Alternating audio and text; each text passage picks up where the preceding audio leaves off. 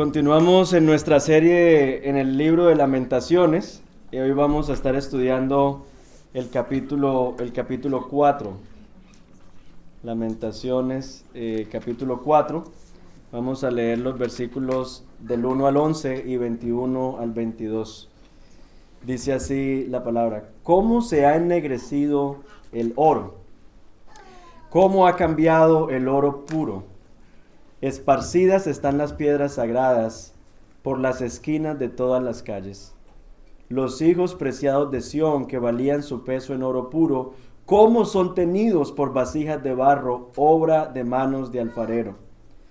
Aún los chacales dan las ubres, dan de mamar a sus crías.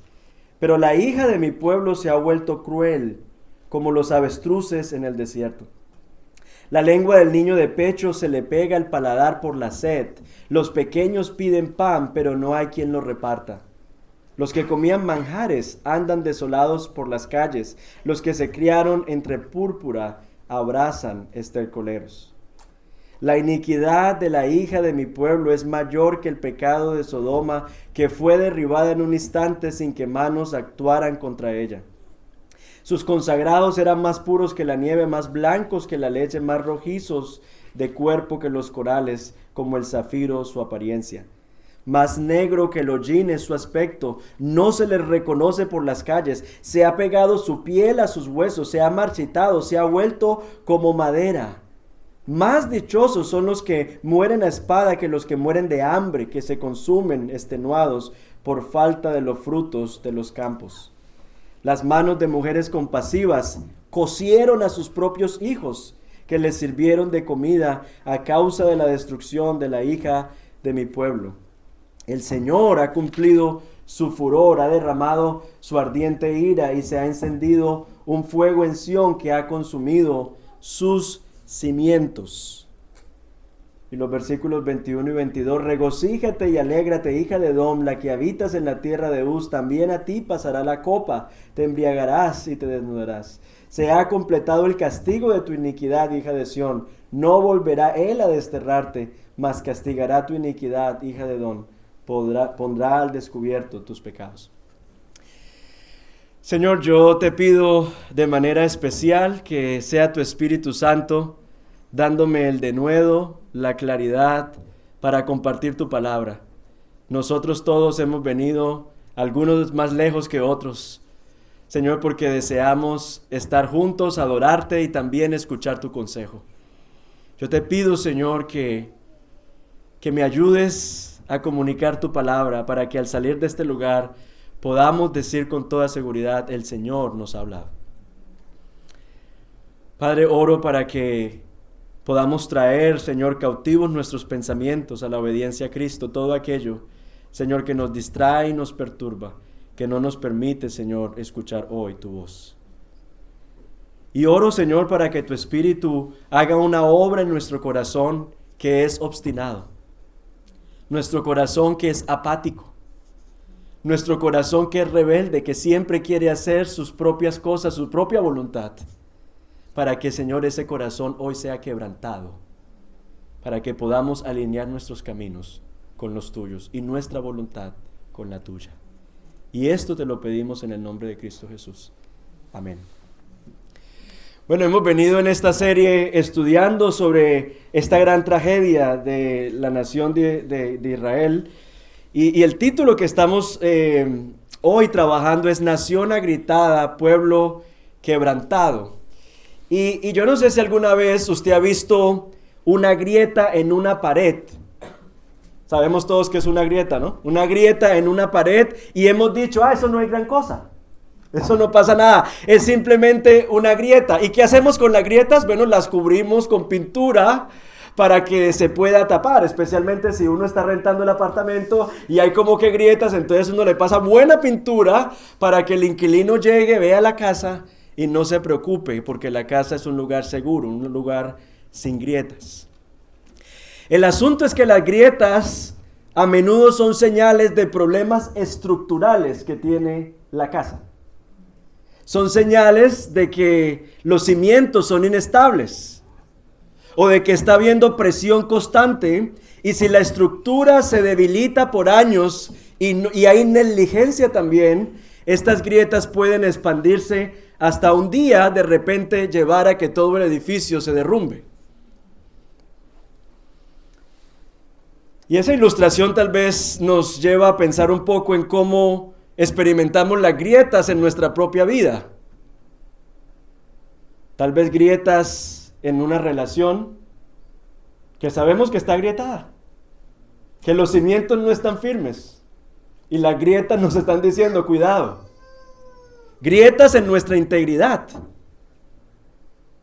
que nos llevan al colapso.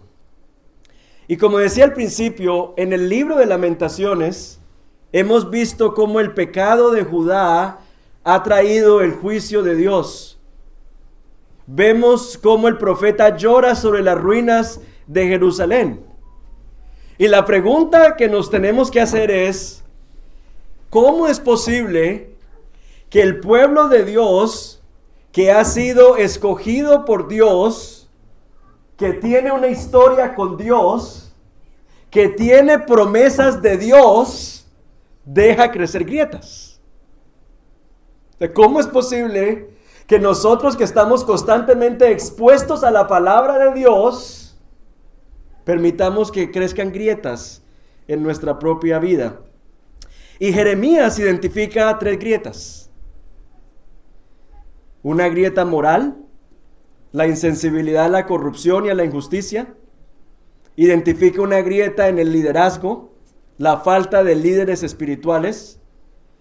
Y también identifica una grieta de lealtad a Dios, porque el pueblo ha venido a depender de otros en lugar de Dios. Y vamos a mirar entonces estas 3 grietas de las cuales nos habla Lamentaciones.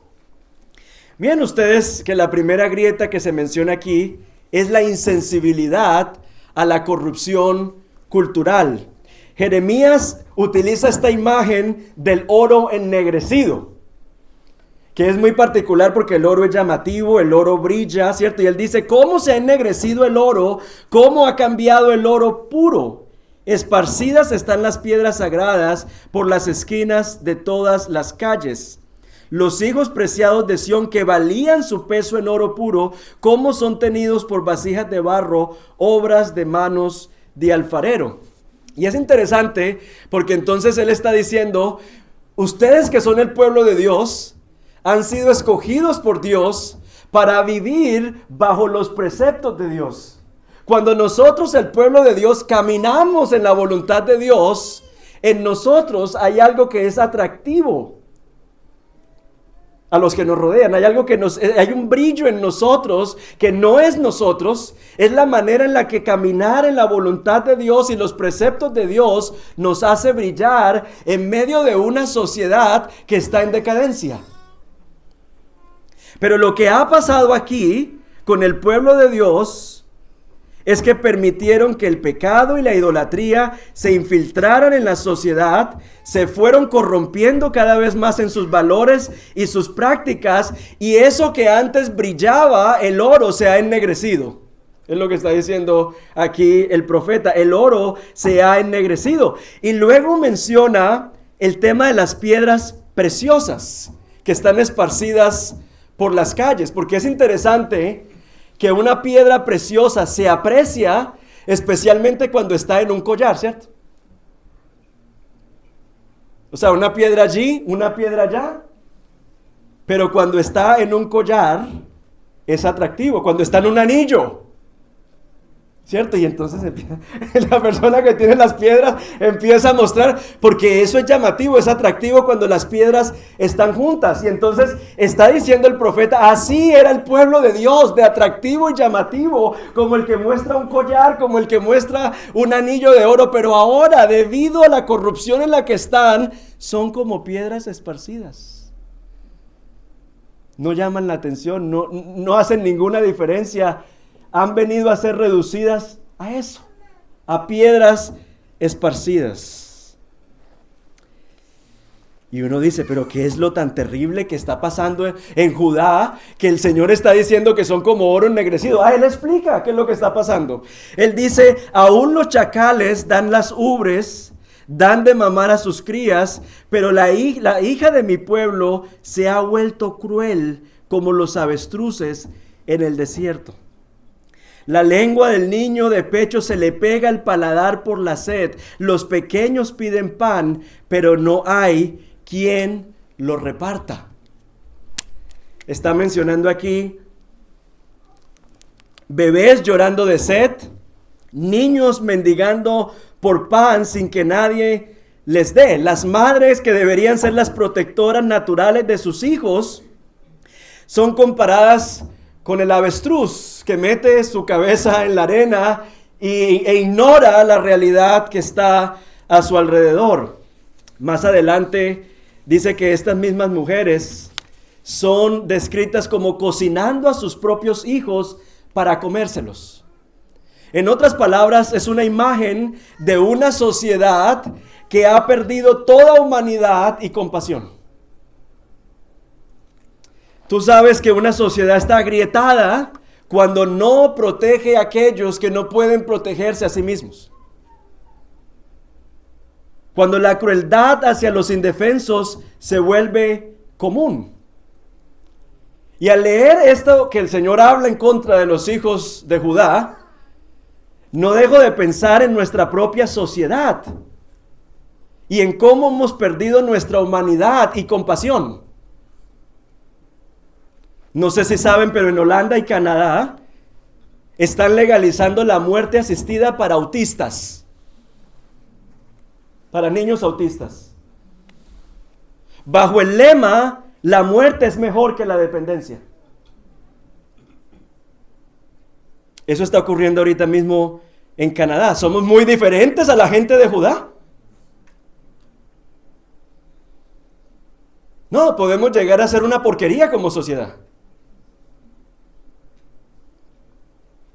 No nos comemos a nuestros hijos, pero sí celebramos el aborto bajo cualquier circunstancia. Déjenme contarle de Jessica Jane, una bebé que fue abortada por su madre, pero nació con vida. Y la bebé fue dejada por 1 hora y 20 minutos con vida en una bandeja, sin que las enfermeras pudieran darle ninguna asistencia médica, porque los bebés abortados no tienen derecho a la vida. Entonces tuvieron que dejarla en la bandeja por 1 hora y 20 para que agonizara, sin poderla asistir. Y ese es el tipo de sociedad en la que estamos viviendo. No sé si saben, pero hoy hay más de 40 millones de personas. Este país tiene 60. Hay más de 40 millones de personas que son víctimas de la trata de personas. Y un gran porcentaje de este número son niños.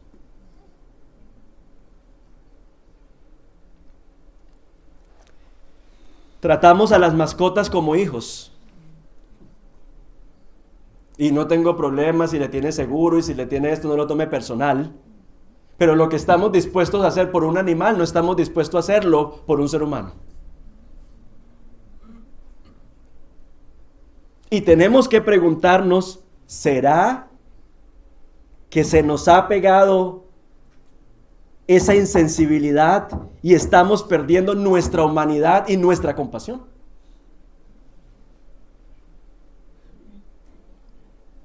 El mes pasado, una pareja de ancianos de 90 años decidió que ya no querían seguir viviendo y solicitaron una eutanasia doble.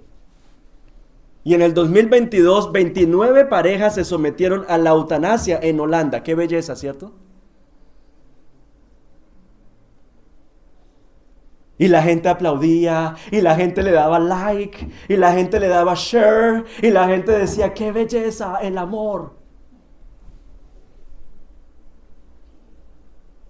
Vivimos en una sociedad completamente corrompida, en donde el oro se ha ennegrecido y las piedras preciosas están esparcidas.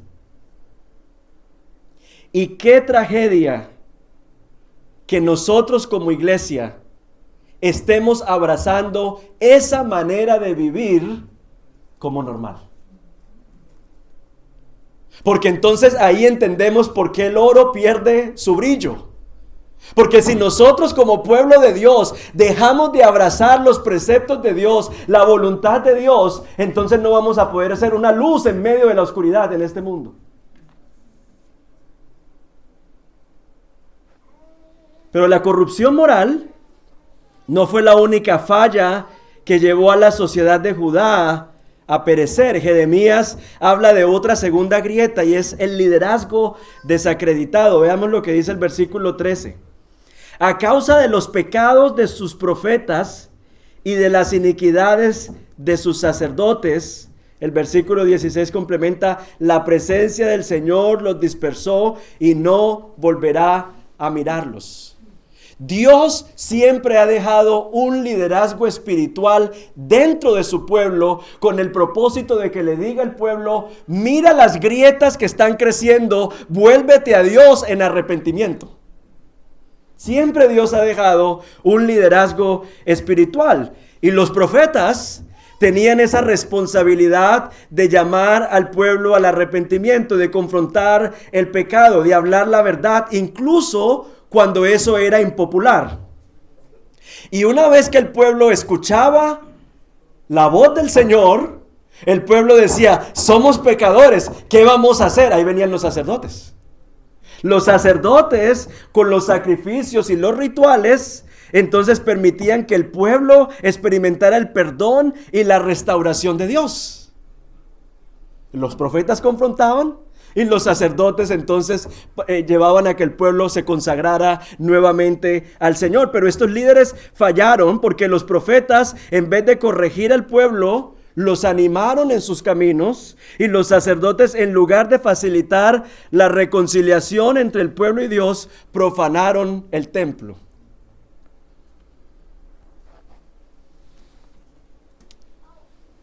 Y uno dice, bueno, eso está muy bien en el Antiguo Testamento, ¿no? Pero en la iglesia Dios por eso también ha provisto un liderazgo espiritual con el propósito de que las grietas sean reconocidas y sean resueltas. Por eso nosotros invertimos tanto tiempo, hermanos, en la semana a preparar la palabra de Dios, la palabra profética más segura, para que nosotros al escuchar el consejo de Dios podamos identificar las grietas en nuestras propias vidas y nos podamos volver al Señor. Eso es lo que hacemos aquí cada 8 días. En cada iglesia en casa, en cada reunión de jóvenes, en cada oportunidad donde nos reunimos, la palabra de Dios es expuesta para que las grietas que hay en nuestra vida sean identificadas y nos volvamos al Señor nuevamente. En otras palabras, escuchar el consejo de Dios, venir aquí cada 8 días, no es simplemente un chequear en la lista para saber de que estoy cumpliendo y que entonces así mantengo a Dios de mi lado. O para apaciguar mi conciencia de que sí estoy buscando a Dios.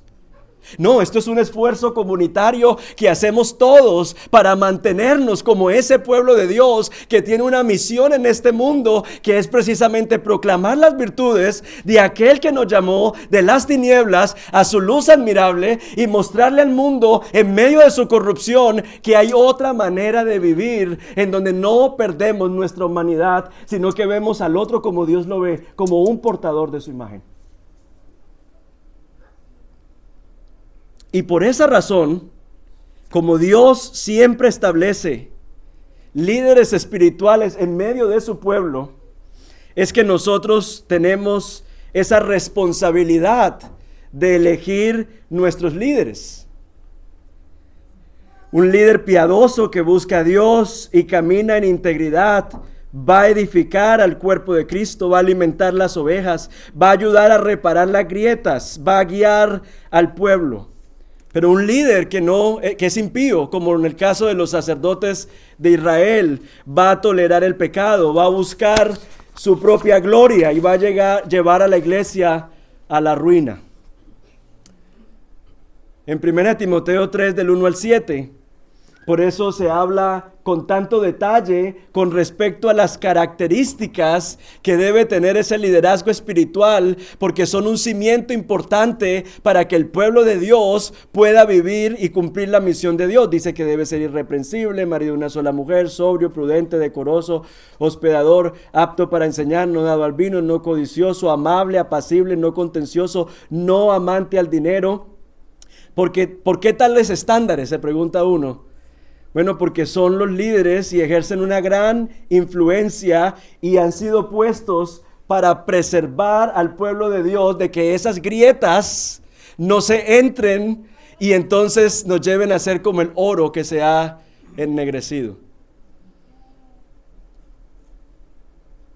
Y una vez hay un liderazgo puesto, es responsabilidad de ustedes, hermanos, orar por nosotros, para que podamos cumplir nuestra labor con fidelidad a Dios y podamos velar por el bienestar de la iglesia, para que seamos conscientes de las grietas que hay en nuestras propias vidas. Y si usted dice, ay, qué pereza, pero cada 8 días que voy a la iglesia, siempre me están recordando mi pecado, siempre me están diciendo que tengo que cambiar, siempre me están apuntando aquí, me están apuntando allá, pues gloria a Dios, que te estamos mostrando las grietas a través de la palabra de Dios y no te estamos sobando como los profetas en Israel, diciéndote que todo está bien, que así como vas, estás divina. En lugar de decirte que necesitas ponerle un freno a tu vida y volver tu mirada al Señor. Si te incomoda lo que estás escuchando, entonces bendito sea el Señor, porque es Dios el que te está hablando. Y nosotros vamos a poder dar cuentas al Señor y decir, Señor, en nuestras manos, ahí sí como Poncio Pilato, nosotros declaramos tu consejo, Señor, a tu iglesia. Y no podíamos declarar tu consejo y al mismo tiempo vivir la vida espiritual que tu iglesia necesitaba vivir. Pero número 3, hay una tercera grieta, que son los aliados desleales. Y miren lo que dice el versículo 17. Aún nuestros ojos desfallecían. Buscar ayuda militar fue inútil. En nuestro velar hemos aguardado a una nación que es incapaz de salvar. El aliento de nuestras vidas, el ungido del Señor, hablando del rey Sedequías, fue atrapado en sus fosos. Aquel de quien habíamos dicho, a su sombra, a su protección, viviremos entre las naciones. ¿Cuál ha sido el problema aquí? El problema de este pueblo ha sido que ha puesto su confianza en otros y no en Dios. Aquí se lamentan porque cuando vieron que venía el peligro, entonces dijeron, necesitamos buscar apoyo militar. Y entonces dice aquí que buscaron a una nación incapaz de salvarlos. Se fueron a buscar a Egipto para ver si podían refugiarse bajo el poderío militar de los egipcios. Cuando el pueblo de Dios sabe muy claro lo que dice el Salmo 121, levantaré mis ojos a los montes, ¿de dónde vendrá mi socorro? Mi socorro viene del Señor que hizo los cielos y la tierra. Miren lo que dice el versículo 3. No permitirá que tu pie resbale. No se adormecerá el que te guarda. He aquí, no se adormecerá ni dormirá el que guarda ¿a quién? A Israel. Israel sabía que era Dios el que lo protegía, que era Dios el que lo guardaba. Sin embargo, alzaron sus ojos, pero aconsejados por sus profetas, para ir a buscar ayuda y hacer alianzas con Egipto. Esa alianza no funcionó.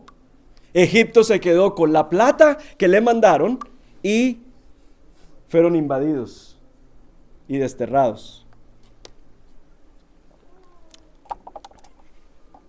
En Éxodo 3, curiosamente, cuando el pueblo de Dios está en Egipto, encontramos nosotros lo mismo. Clamaron al Señor, ¿y quién los rescató de la esclavitud? Dios.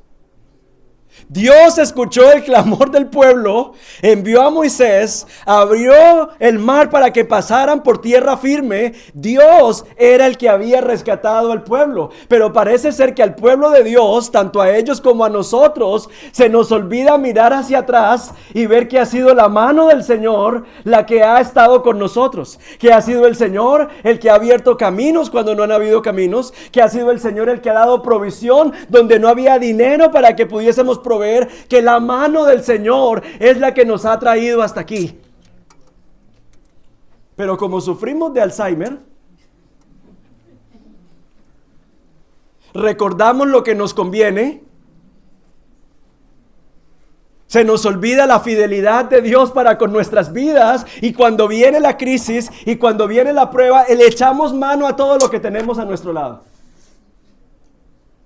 Y para el pueblo de Dios eso era Egipto.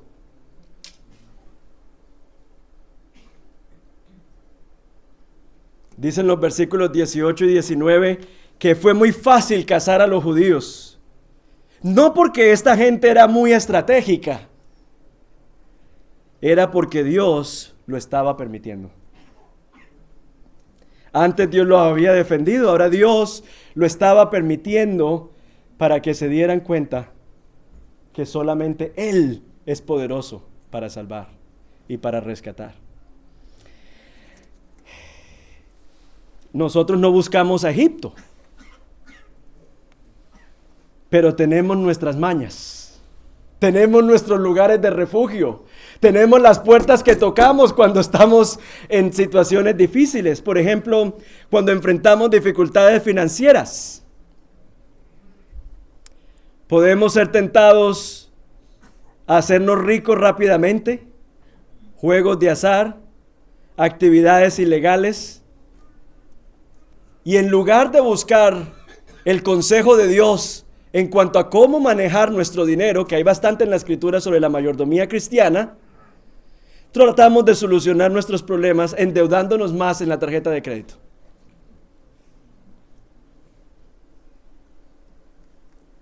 En momentos de soledad, en momentos de dificultades en las relaciones, buscamos consuelo en relaciones inapropiadas, en sustancias adictivas. Hay gente que entra en una relación, sale, se mete en otras. ¿Y por qué? No puedo vivir, no sé vivir sin alguien. Pero dices que tienes una relación con Dios. Pero dices que Dios es el centro de tu vida. Pero cuando te sientes que te estás hundiendo, entonces lo primero que buscas es un salvavidas.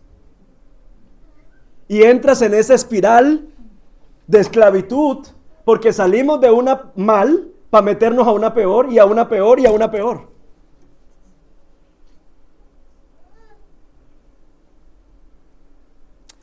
En este mundo polarizado, algunos cristianos piensan que la solución es el partido político, y vemos nosotros que cuando abrazan eso de la política, entonces, mejor dicho, pierden hasta la familia, porque este es el Mesías que nos va a liberar. Y si es verdad, como ciudadanos tenemos una responsabilidad de votar, hay que votar por el que vemos que mejor puede afectar positivamente el país, pero no olvidando de que ninguna de estas personas es el príncipe de paz, ni es rey de reyes, ni es señor de señores. Yo recuerdo que en un momento de elecciones en Colombia, una pareja se paraba allá afuera y decía: usted va a votar por no sé quién. No, mire, vote por esto, por lo otro, haciendo campaña política. Adorábamos a Dios y salíamos, y entonces la campaña política, y yo le dije: mire, aquí no venga a coartar la manera en la que la gente quiere votar. Este es un lugar libre de derecha, izquierda, de centro. No, aquí adoramos a Jesús, y nos congregamos personas que están en la izquierda, en la derecha y en el centro. No volvieron.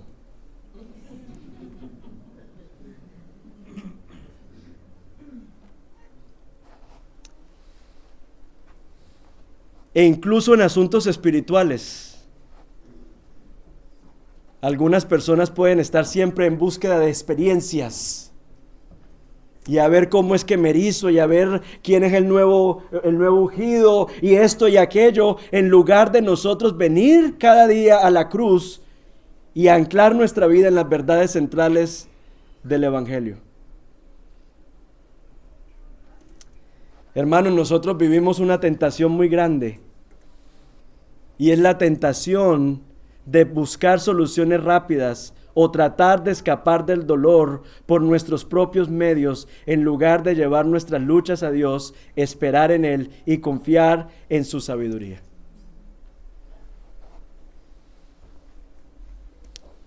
Y una de las personas en el Antiguo Testamento que entendió muy claramente esto, de que vivimos en un mundo agrietado,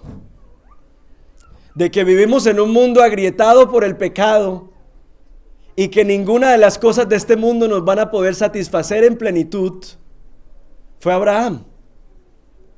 Abraham salió de su tierra, de su parentela, confiando en el Señor. Vino la promesa del hijo, luego él se adelantó, luego Dios sí le dio el hijo, luego le pidió el hijo, luego que estaba aquí ya se establecieron, luego que no, que tenían que moverse para otro lugar, y entonces me da el hijo, me lo pide, estoy aquí, ya no estoy acá. Y Abraham se fue dando cuenta, y por eso dice Hebreos 11:10, que Abraham esperaba la ciudad que tiene fundamentos, cuyo arquitecto y constructor es Dios. No sé si usted se ha dado cuenta que en su caminar con el Señor uno se va desencantando de muchas de aquellas cosas en donde uno ponía la esperanza, donde uno decía aquí fue, uno se va desencantando y poco a poco ese anhelo que había en Abraham se va entrando en nuestros corazones. Esperamos la ciudad que tiene fundamentos, cuyo arquitecto y constructor es Dios. Abraham entendió que ninguna ciudad, por más gloriosa que sea, es nuestro hogar final. Incluso Jerusalén podía convertirse en escombros porque no tenía fundamentos eternos. El reino que nosotros hemos heredado es un reino en el que no hay grietas. Es un reino inconmovible. Es un reino en el que no hay grietas morales, no hay liderazgo fallido, no hay alianzas terrenales fracasadas. Y la razón es muy sencilla, porque el reino que Dios nos ha entregado no se basa en los esfuerzos humanos o en la fidelidad suya o mía, sino en el amor perfecto de Dios y su justicia infalible. El reino inconmovible que nosotros hemos recibido en Cristo Jesús ha sido entregado a nosotros porque Él lo conquistó con su sangre. No depende de nosotros. Por eso, ¿cuál es nuestro lugar de refugio en el día de la angustia? La cruz de Cristo. Venimos a la cruz de Cristo y ahí recordamos cuán amados somos. Ahí llegamos a ese lugar en donde no hay grietas, en donde podemos recibir la esperanza para poder caminar por el valle de sombra y de muerte en el que transitamos muchas veces en este mundo. Como dice el autor de Hebreos, así que recibiendo nosotros un reino inconmovible, tengamos gratitud.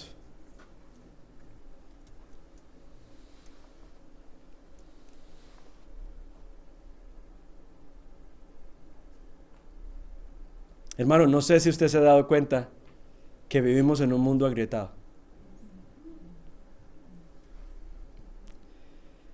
Y que no está mal tener planes, y que no está mal tener sueños, y que no está mal proyectarse, sin perder de vista que vivimos en un mundo agrietado y que esos planes se pueden venir a piso en cualquier momento. Porque precisamente no vivimos en el reino inconmovible que estamos esperando cuando el Señor venga por segunda vez. Por eso, si estamos siendo quebrantados y eres cristiano, si estás pasando por un tiempo de crisis, si estás teniendo que soportar las consecuencias de tu propio pecado, si Dios en su misericordia te está disciplinando para que vuelvas nuevamente a Él Si Dios está removiendo grietas de nuestra vida, porque hermanos, Dios usa el sufrimiento muchas veces para remover grietas, cosas en las cuales estamos cimentados que no nos van a sostener. Puede ser, hermanos, que este tiempo de sufrimiento es porque Dios, en su gran amor que tiene por ti y hacia ti, está removiendo cosas en las cuales tienes la esperanza que no te van a poder salvar ni sostener. Si Dios, hermanos, está quitando de tus manos algo, no te resistas. No te resistas. Entrégale lo que el Señor está pidiendo. Ríndete al Señor. Porque nada de lo que el Señor quite de tu vida es para no ser reemplazado por algo mejor. Y ese mejor es Él, más de Él en ti. Si Dios está quitando cosas de tu vida, no te aferres como los bebés a un muñeco y dices, ay Señor, no, entrégala al Señor y descansa en su infinita sabiduría y en su infinito amor por ti. Dios te ama y Dios sabe lo que es mejor para ti. Descansa en Él.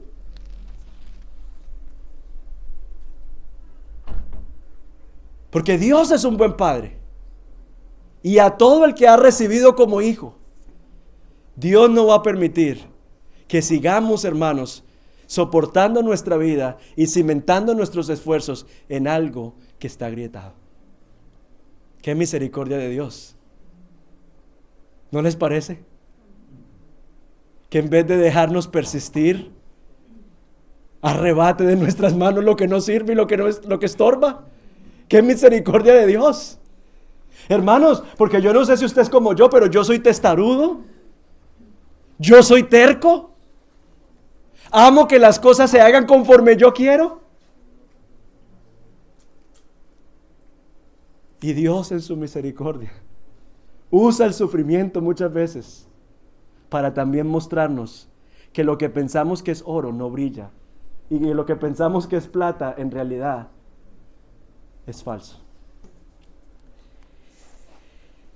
Y si tú no eres creyente, no tienes una relación con el Señor, no te has rendido a Dios, entonces que el dolor y el sufrimiento puedan ser una señal, un recordatorio de que así como vemos que el mundo está en un colapso, Dios no va a ser indiferente a la maldad y el pecado que hay en este mundo. Dios, como Dios justo que es, tiene que juzgar.